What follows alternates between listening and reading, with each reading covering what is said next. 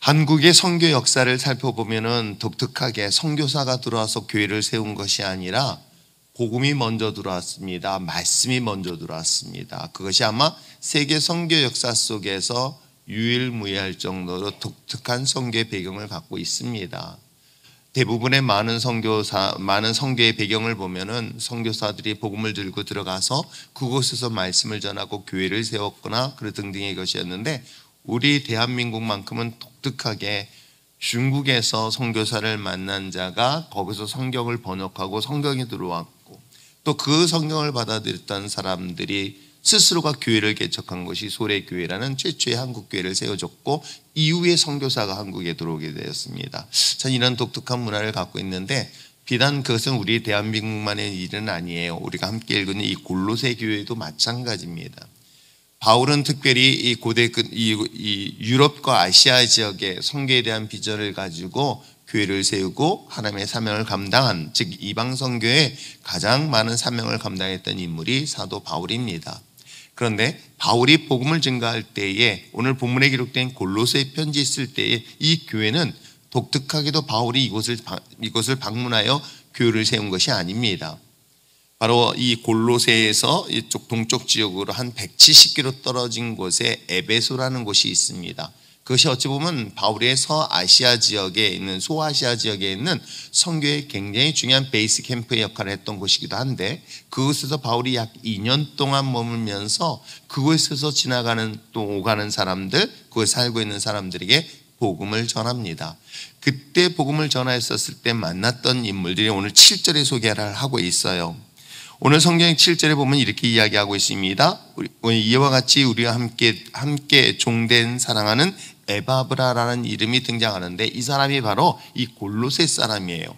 이 골로새 사람을 그곳에서 만나서 복음을 전하였고, 이 복음을 받아들였던 이 사람이 바로 골로새 교회를 개척하게 되었던 근거를 갖고 있기도 합니다. 아무튼 이런 독특한 그 골로새 교회, 과연 이 골로새 교회에는 바울이 전하고 있는 복음은 과연 어떤 열매를 맺고 있는가, 오늘 짧은 본문을 통해서 살펴보려고 합니다. 특별히 제가 올 2024년도 그리고 앞으로 제 사역 속에서 마지막 하나님의 영적 부흥의 역사를 기대하고 꿈꾸면서 시작을 했습니다. 특별히 제가 이와 같은 배경이 됐던 것은, 우리가 잘 알고 있는 것처럼 3년이란 기간 동안의 코로나로 인하여 한국 교회는 이미 예배가 폐하여졌고 모이기는 더욱 힘들어지고 있는 것 또한 사실이기도 합니다.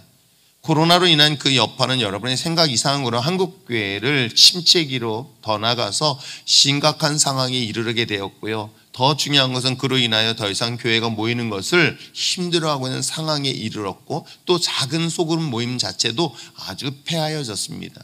제가 어저께 우리 수원노회 목사님들끼리 모여서 이제 신년 할애를 했는데, 이 코로나로 영향에 의해서 지금 점심 식사 교제를 안 하고 있는 교회가 있다고, 아직까지도 그 영향으로 인해서 하는 그런 이야기를 들으면서 이 정도로까지의 그 엄청난 영향을 미치고 있었을 때에, 우리가 이 시대를 마지막 때로 분석하고 우리가 분별을 해본다면, 하나님 앞에 성경 속에 기록되어 있는 것처럼 마지막 늦은 비, 성령의 강력한 마지막 하나님의 그 추수 때와 같은 역사하심이 마지막 때에 있을 거라면, 하나님, 저는 개인적으로 그렇게 기도했습니다. 율전교회가 이 불쏘시개 같은 역할을 해서 1900년도의 초에 평양에서 있었던 성령의 역사하심이 이 한국교회를 다시 한번 깨우는데 쓰임받을 수 있다면 참 좋겠습니다라고 한 해를 또한 시작했고 계속해서 준비해 왔습니다.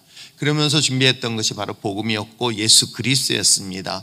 우리가 다른 것보다도 예수 그리스도만 있으면 충분한데, 우리 한국교회가 부흥할 수 있었던 놀라운 배경 뒤에는 하나님의 말씀이었었고, 그게 바로 예수였었던 것입니다.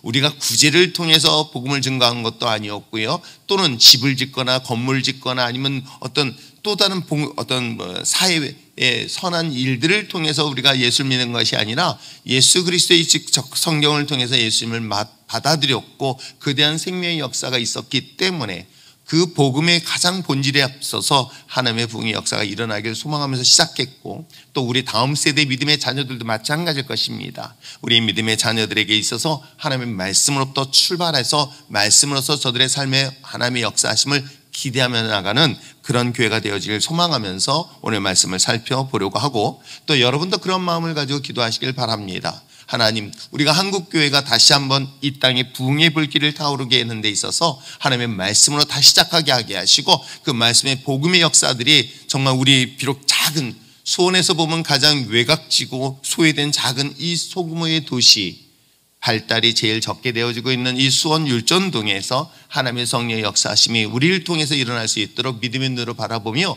선포하며 나가는 여러분 되시길 부탁드립니다. 자, 그렇다면 바울이 이야기하고 있는 것처럼 골로새 교회에게 전하였던 복음에 그 어떤 열매가 있을까? 여기는 우리가 잘 알고 있는 것처럼 믿음, 소망, 사랑 세 가지가 여기에 등장하고 있습니다. 우리가 함께 읽었던 내용입니다. 4절에부터 시작되어져 있죠. 자, 4절에 이는 그리스도 예수 안에서 너희의 믿음이가 시작되어지고 있고요, 모든 성도에 대한 사랑, 두 가지를 지금 이야기를 하고 있습니다. 그렇습니다. 골로새 교회에게 있었던 복음의 열매는 그리스도 안에서 있는 믿음에 대한 이야기를 하고 있는 것입니다.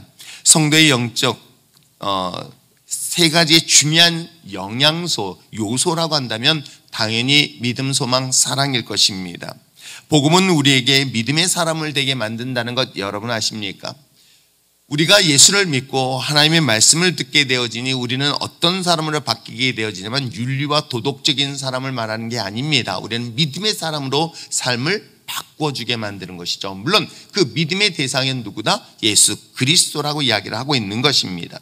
그러므로 우리가 진정 그리스도 안에서의 믿음의 아름다운 열매는 어떤 특정한 한 개인의 대상도 아닐 것이고, 또 목사도 아닐 것이고, 또 이단이 이야기하고 있는 교주도 아닐 것입니다. 성경에서 분명히 이야기를 하고 있습니다. 그 믿음은 분명 우리가 복음을 받아들이면 믿음의 사람으로 바뀌는데 그 믿음의 대상이 누구다? 그리스도 안이라고 분명히 성경은 이야기를 하고 있는 것입니다. 복음의 핵심이라는 것은 죄인 된 저와 여러분, 이 죄의 문제를 해결하기 위하여 예수님이 십자가에 죽으셨습니다. 그리고 그분이 우리에게 생명을 주시기 위하여 죽은 지 3일 만에 부활하셨습니다. 이게 바로 복음의 핵심적인 내용입니다. 그 핵심적인 내용을 우리가 믿으면, 믿으면 우리는 믿는 사람으로 바뀌는데 그 믿는 사람이 누구 안에서 이루어지고 있다? 예수 그리스도 안에서 이루어지고 있다. 이것에 대한 이야기가 오늘 처음 우리가 4절 앞부분에 소개를 하고 있는 것입니다. 이것이 여러분 분명히 기억하시길 바랍니다. 우리가 예수를 믿고 복음 안에서 하나님의 거룩한 성령의 복음으로 인하여 아름다운 귀한 열매를 맺는다는 것은 바로 예수 그리스도 안에서 그리스도를 믿음으로 말미암아 그 믿음을 소유한 우리들이 믿음의 삶을 살아내는 것, 바로 이것이 바로 골로새 교회에게 말한 복음의 아름다운 열매인 것처럼 저와 여러분의 삶의 열매가 맺는 그런 자 되시길 부탁드립니다. 두 번째 볼 수 있는 건 뭐라고 그랬어요? 사랑이라고 이야기하고 있습니다. 그렇습니다. 근데 중요한 것은 어떤 사랑일까요? 자, 모든 성도에 대한 사랑이라고 이야기를 하고 있는 거예요. 그러니까 우리가 내가 사랑하는 사람들, 내가 좋아하는 사람들을 얼마든지 사랑할 수 있습니다. 그러나 교회 공동체 안에 속해 있는 모든 사람들을 사랑한다는 것은 결코 쉽지가 않은데, 놀랍게도 복음에는 복음의 열매가 있으니 그건 뭐예요? 바로 성도에 대한 사랑이라고 성경은 분명히 이야기를 하고 있습니다. 제가 노회장을 처음 시작하면서 이 수원 노회는 특별히 우리 교단, 백석교단 내에서 굉장히 법을 엄하게 만들었고 또 법을 만드신 분들이 계세요. 그래서 법을 굉장히 중요시 여기고, 또 어제도 밤늦게까지 사회법과 교회법에 대한 이야기를 하시면서 어떤 분이 그냥 장문의 문자를 쭉 보내오셨어요. 그러면서 그동안 자기가 당신이 이런 일들을 쭉 하셨다 하면서 또 나에게 이런 일들을 했으면 좋겠다 하길래 제가 그냥 짧게 주님께서 지금까지 함께 하신 것처럼 앞으로도 주님께서 함께 하실 것입니다 라고 그냥 짧게 답변을 했습니다. 거기서 토를 달면 제가 잠 못 잘 것 같아가지고 그렇게 토 달고 일찍 잠을 들어버렸어요. 어제 잠을 제대로 못 잤기 때문에. 그런데 제가 그런 생각하면서 잠깐 동안 기도하면서 이런 생각을 했습니다. 아, 그렇구나. 저도 굉장히 원칙을 좋아하고요, 법을 좋아하고요, 원칙대로 하는 걸 굉장히 주장하는 사람이기도 합니다. 그런데 그것은 나에게만 적용하면 되는 거예요. 법은 내가 잘 지키면 되고요, 내가 그 법대로 살면 되는 거예요. 다만 다른 사람들에게는 어떻게 적용했을까 했었을 때 떠오르는 성경 본문이 기억나는 거예요. 누굴까요? 바로 가늠한 여인이었던 거예요.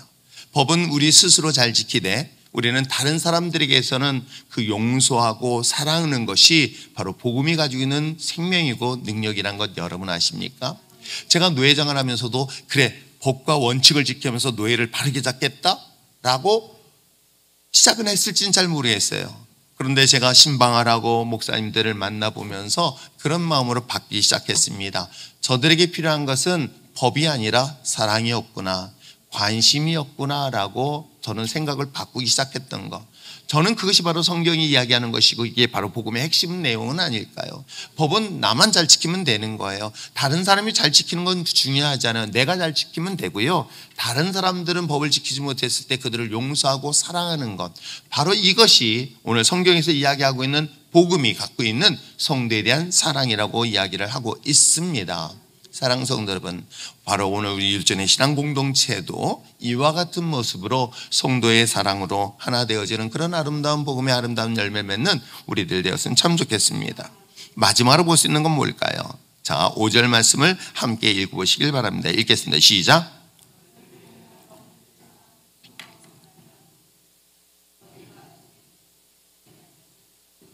그렇습니다. 복음의 진리의 말씀을 들었는데 그 복음의 말씀의 진리는 소망을 어디에 두라는 거예요? 하늘에 쌓아두라는 거예요. 여러분의 소망은 지금 어디에 쌓고 있습니까? 옆에 있는 아들입니까? 저희 어머니는 돌아가시 전까지도 그 소망이 저에게 있었습니다. 우리 아들은 예, 더군다나 과부까지 되셨으니 아들이 남편처럼 얼마나 소중했을까. 그건 저도 충분히 이해를 합니다. 한평생 그렇게 희생하시면서 사실은 어머니 세대들이기 때문에. 근데 여러분, 우리가 성경을 보면서 우리가 복음이라는 것이 갖고 있는 정말 중요한 열매는 무엇일까를 한번 좀 생각해 보시기 바랍니다. 우리가 정작 우리의 삶 속에서 갖고 있는 소망은 어디에 두고 있을까? 우리가 세상에 대한 소망, 그리고 이 땅에 살고 있는 땅의 소망을 갖고 있다 한다면 성경에서 떠오르고 있는 것처럼 그는 이미 도둑이 들고 녹이 쓸 것이라고 성경은 분명히 이야기하고 있는데 여전히 우리는 우리의 소망이 어디에 있는가를 한 번쯤은 점검해 봐야 될 내용이 오늘 본문의 골로새 교인들에게 주는 메시지이기도 합니다. 혹시라도 여러분의 소망이 여러분의 자녀에게나 또는 여러분 우리 아이들 데리고 이번에 하나님 특별 통해서 이번 한 주간 또한 기도하고 있습니다. 저 역시도 마찬가지로 매년마다 이 한 주간 동안 아이들을 놓고 기도하고 있습니다.